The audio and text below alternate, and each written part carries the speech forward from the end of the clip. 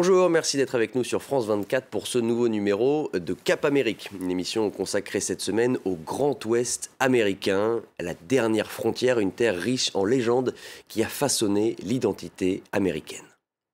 Nous reviendrons ensemble sur les dangers qui guettent les grands séquoias de Californie, des arbres qui avaient pourtant survécu aux plus grandes catastrophes.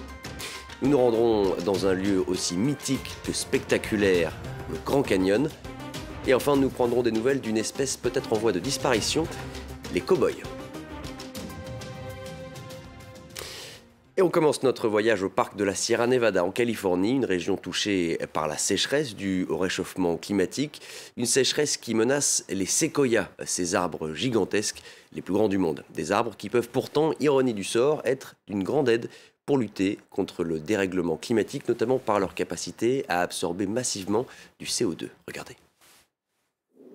Le trésor le plus précieux de la Californie, des milliers de séquoias géants nichés en altitude dans la Sierra Nevada. Uniques au monde, reconnaissables à leur écorce rouge, à leur taille gigantesque. Contempler ces arbres millénaires donne un sentiment d'éternité, pourtant un danger les menace. Vous voyez juste là, il y a 2 séquoias morts. Et là, vous en voyez un autre qui s'est écroulé pendant la sécheresse. Dans toute l'histoire du parc, on n'avait jamais vu ça. Une quinzaine de séquoias morts de soif l'été dernier. Une première qui a étonné ce scientifique du parc. Jusque-là, ces arbres massifs avaient résisté à toutes les catastrophes naturelles, y compris aux incendies. C'est un aperçu de ce que sera le futur. Si les températures continuent de monter, ça pourrait empirer et on pourrait se retrouver avec un taux de mortalité plus fort. Et ça m'inquiète beaucoup. Chaque été, depuis 3 ans, ces biologistes grimpent au sommet des séquoias pour mieux comprendre de quoi ils souffrent. Les nouveaux feuillages se trouvent là où il y a de la lumière, donc très haut. C'est là où se trouve l'activité physiologique qui fait vivre l'arbre. La vue est magnifique d'ici. Wendy et Anthony vont passer la journée là-haut pour installer des capteurs d'humidité et faire des prélèvements. Ici, on est environ à 75 mètres du sol, au sommet d'un séquoia géant. À une hauteur équivalente à un immeuble de 30 étages, pas facile de faire remonter l'eau venue des racines. C'est donc là que se détectent les premiers signes de sécheresse.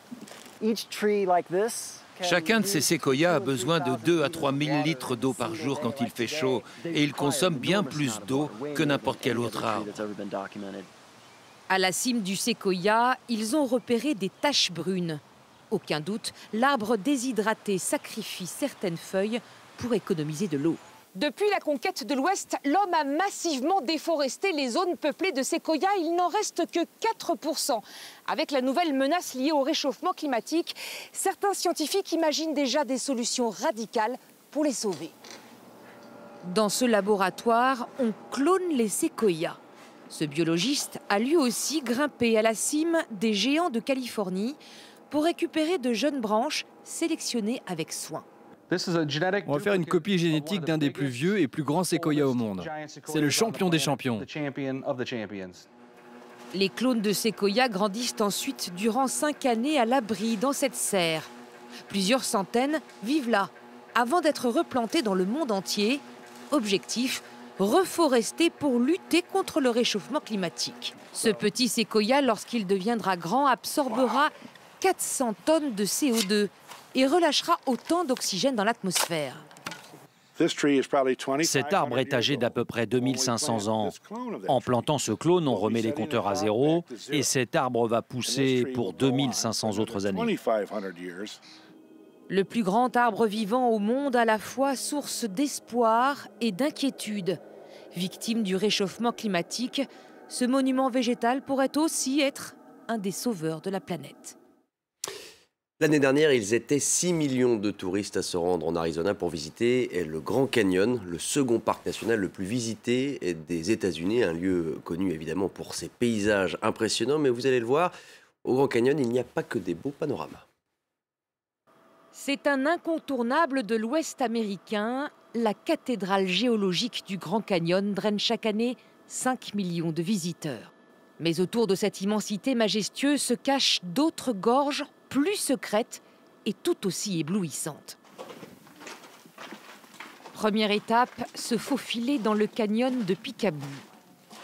Le passage est étroit, mais la roche rouge, sculptée par le temps, offre aux apprentis photographes une aire de jeu idéale.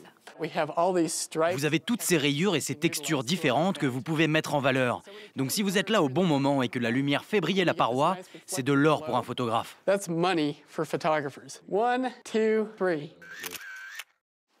En dehors des sentiers battus, accessibles après une longue marche d'approche, ils servaient autrefois aux Indiens pour entreposer les denrées périssables à l'abri du soleil brûlant. Des tribus y avaient même creusé des escaliers rudimentaires. C'est époustouflant de penser qu'il y a très longtemps, à cet endroit précis, des tribus vivaient là, exactement où je me trouve. À 1 heure de route de là, changement de décor, voici un canyon en amphithéâtre. Il y a une centaine de millions d'années, un immense lac en se retirant a façonné ce paysage chamarré. Nous sommes à Bryce Canyon, 2000 mètres d'altitude. Du rouge vif à l'ocre en passant par le jaune, la roche offre une palette unique au monde. Cela crée de gigantesques fissures, comme vous le voyez plus loin. Et l'érosion creuse ces fissures qui se séparent et deviennent des houdoux qui changent de forme constamment. Sentiment étrange d'être entouré de personnages. Certains ont même des noms. Ici, la reine Victoria, car l'on devine une tête couronnée. Pour les Indiens qui habitaient là, ces houdoux étaient sacrés. Ces tribus croyaient que ces cheminées étaient de vrais êtres humains pétrifiés pour avoir volé de la nourriture. Pour mieux admirer ces formes incroyables, mieux vaut se promener à dos de cheval, accompagné d'un cow-boy reconverti en guide. Derrière moi, vous pouvez apercevoir ce qu'on appelle le château des phoques. Ils ont l'air d'avoir un ballon sur le museau. Retrouver l'ambiance des westerns, quitter les temps modernes pour replonger dans la conquête de l'Ouest, les canyons cachés à l'ombre du Grand Canyon. Et que serait le Far West sans les cow-boys? Ils sont les reliques d'un passé souvent fantasmé, mais constitutif de l'identité américaine. Et pourtant, leur poids démographique ne cesse de décliner.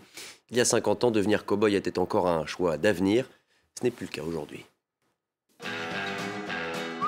On les reconnaît à leur silhouette, les cow-boys, icônes de l'Amérique.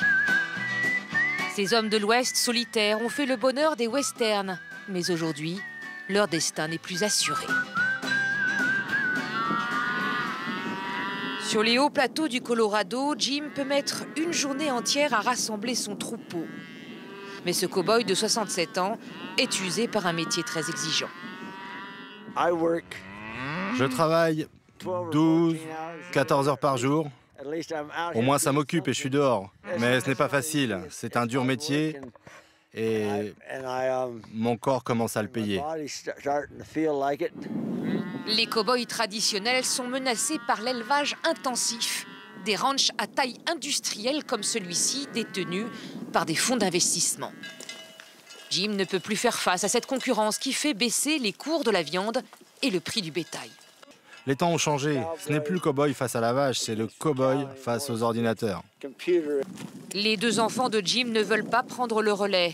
À regret, le vieux cow-boy vient donc de mettre en vente son ranch de 1200 hectares. Une taille modeste pour la région, mais qui vaut de l'or. L'agent immobilier évalue la propriété. Il y a 50 ans, ma famille a payé 100 000 € pour nos terres, soit 35 € l'hectare. Aujourd'hui, cette propriété vaut 5 millions d'euros. C'est une sacrée augmentation. C'est mon mode de vie qui s'en va. Et c'est triste qu'il disparaisse. En 50 ans, le nombre de cow-boys a été divisé par 4. Le Far West américain est en train de changer de visage et ce sont les milliardaires qui prennent le relais. Ce riche banquier de New York est propriétaire d'un ranch de 3000 hectares dans le Montana. Pas de bouse de vache, mais des chalets à 1 000 € la nuit par personne. Repas chic et rustique, bowling privé, activités de plein air. Le propriétaire Jim a fait construire une piscine pour épater ses invités personnels de New York qu'il régale en vue de faciliter ses affaires. Mais pas question de traire les vaches ou se salir les mains. D'ailleurs, le bétail a quasiment disparu. J'adore le bétail, mais ce n'est pas moi qui m'en occupe, c'est un employé. Les chevaux, au contraire, ont toute leur place. Chaque semaine, le ranch de luxe organise un rodéo privé. Sur sa monture déchaînée, Will n'a que 13 ans. Lui est un vrai cow-boy, payé 100 € la prestation, un complément utile pour ses parents qui travaillent à la ferme. Avec le déclin des ranchs d'élevage, cette tradition est elle aussi menacée. On est en train de disparaître, donc il faut que ces jeunes apprennent le rodéo, sinon c'est fini. Le Far West en pleine reconversion. De moins en moins de gens travaillent sur les ranchs. Le folklore, ultime planche de salut pour les derniers cow-boys.